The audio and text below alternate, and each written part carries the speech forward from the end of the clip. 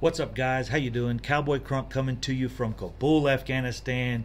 Your war daddy here, bringing you up to date on all the greatest and newest and the lively things going on right now with the Dallas Cowboys. Today is Blue and Silver Friday, not Black Friday. We're not the Pittsburgh Steelers. We're not the Atlanta Falcons. We're not the Oakland Raiders.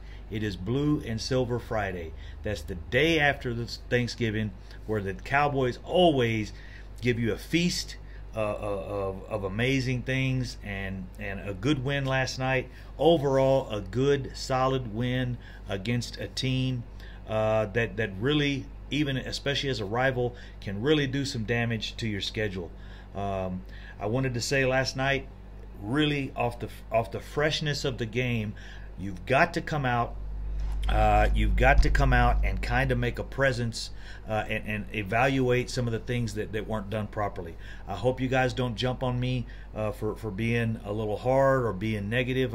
It's not negativity. What I'm trying to do is point out the things that can take us from a 6-5 team to a 11-5 team that can, win us out even next week with the Saints. We've got to do that, guys. That's the exact thing that gets guys like Mike Tomlin, Bill Belichick, Jimmy Johnson when we had him. Those are the kind of things, constant critiquing. Come in, hey guys, great game, shake hands. How about them Cowboys? Now let's sit down and figure out what we're going to do next week to improve on those few things we didn't that didn't happen. It really wasn't a lot. We're doing really good on defense, as far as we don't have holding penalties, and I know we critique these coaches like all day, especially me. But if you really want to evaluate the basics of coaching, they really have down. We don't have holding penalties anymore. That has been addressed. Think about how many holding penalties our offensive line has had since we made this change, on the offensive line.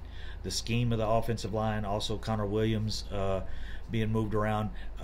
We played that game yesterday without Tyron Smith, guys. He did not take a snap in that game. So really props to the coaching staff on that. The coaching staff also on offense. The play calling seems to be a little bit better. I still would like to see a couple plays downfield. The only one we really had was the throw to Gallup. I think it was actually in the fourth quarter. To me, that's a little late, and the ball was it was underthrown. Gallup was open, but just like I'm saying, guys, when we come to challenging games and it's a battle back and forth, those are plays we're going to have to make to get into the Super Bowl and win the Super Bowl. I can tell you this. The most critiqued game in the NFL by a coach is after you win the NFC Championship or after you win the AFC Championship. That film is torn apart to prepare for that Super Bowl. And no matter if you won the NFC Championship game 50-0, or 48-0 or 51-0, whatever the situation, they're still going to critique that film. They're going to pick it apart. They're going to find some things you can adjust in. So that's all I'm looking at, guys. I'm sorry I do it from a perspective of I want us to be better next week. Amari Cooper, amazing game. A lot of the yards he had were yards after the catch. That's fine. That's great. But to open the defense up and get these pockets out there a little better than we're doing right now, we could throw the ball downfield a few more times. And we're still not turning the ball over. We have had some fumbles this year, but we haven't thrown a lot of interceptions. So let's go ahead and push that envelope. Let's see what we can do. Let's see if we can raise our offense to that next level, which is what we want to do. And that's where I'm taking it from, and doing that, raising that offensive threat to the next level. It does nothing but open that running game up even more for Ezekiel Elliott. It would be awesome to see him get 200 yards on the ground one game this year. If we could do that, that means the running game is buck wild, running crazy. So that's all it was, guys. Again, Blue and Silver Friday is not Black Friday. We don't have that in Texas. We have Blue and Silver Friday. So shout out to everybody. Thanksgiving last night on the Cowboy Crunk Channel 2.0. I really want to say thanks. We had a blast last night. It's the same channel as this one, but it's 2.0. That's where I do the live shows, because this one is currently shut down. Even had my first caller in on that show on the Houston number. I have a Houston phone number that rings here in Afghanistan. So you guys like and subscribe to that channel. Also this one, really please, if you guys don't mind, hit the like button on these videos. I just like seeing the video get a lot of views. I don't care. I don't have it monetized. I'm not doing any of those things or whatever. I'm not looking into that. I just like seeing the views. It makes me feel like that what I'm doing, you know, you guys enjoy. Stevie Mac, USMC, Lambo, 3D printer, all the guys that were on there last night. Aaron goes by, he uses his mother's account, but Aaron, a young guy that called in last night, we had an outstanding time last night. It was really fun. We used the sound effects and all that, and you know, had the carrot clap and the carrot song, the potato head song, and for Linehan, and we had a lot of Hot Boy calls and the Hot Boy sound effects. Is really fun. So moving on real quick, did my little commercial there in the middle of the video. But like I said, the biggest game critiqued this year, you know, I know even on a win you need to critique and try to improve. If we win the NFC Championship, and the coaches are going to rip that film apart. They're going to be looking at that film for 2 weeks prior to the Super Bowl, because there's that gap there. And you know, we had a quick turnaround, 4 days off, and I'm extremely excited about the way Dak Prescott played. You know, he has time to work on his accuracy over the next few years. The easiest thing that he will have time to work on is these reads. And the more time he gets to be behind center, the more snaps he takes as we go along year by year, this guy is really going to improve.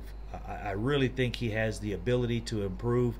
Going through the reads is the main thing. Once he works with these same receivers, if we can keep that line healthy and give him time to go through his reads, he's going to get that down much better. He's not great at it now. He's good at it.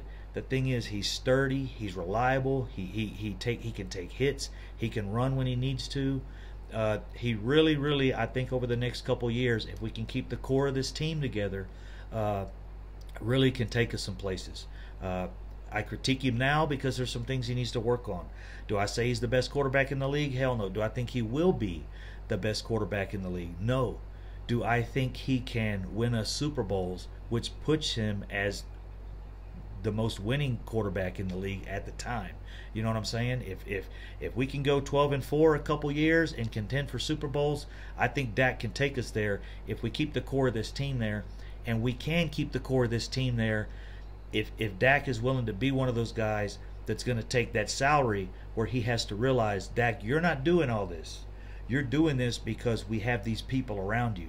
And if you sacrifice this team by requesting this crazy Aaron Rodgers salary or Matt Ryan salary or even the salary like Kirk Cousins got, somewhere around that, those kind of things can really damage a team.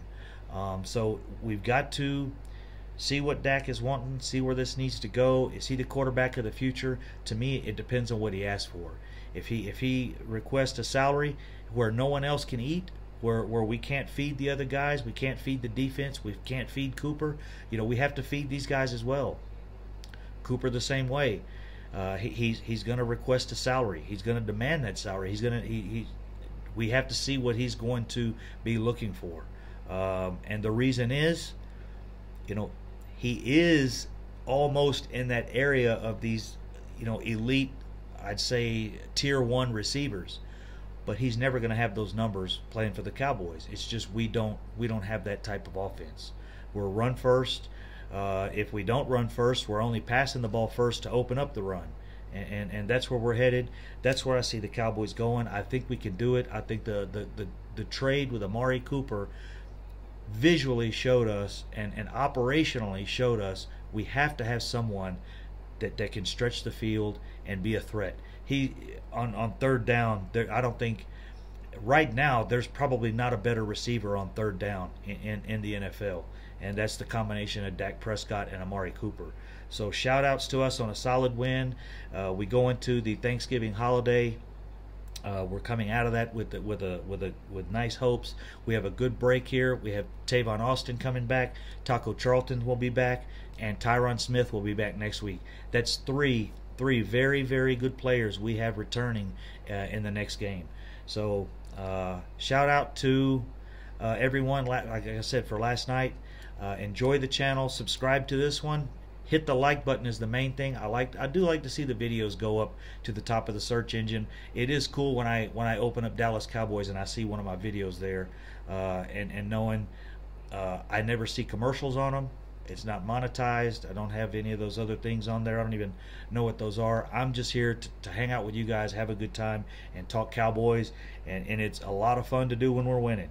So I appreciate it, guys. Take care. Enjoy the video. Like and subscribe. Cowboy Crunk from Kabul, Afghanistan. Your war zone daddy. Peace out.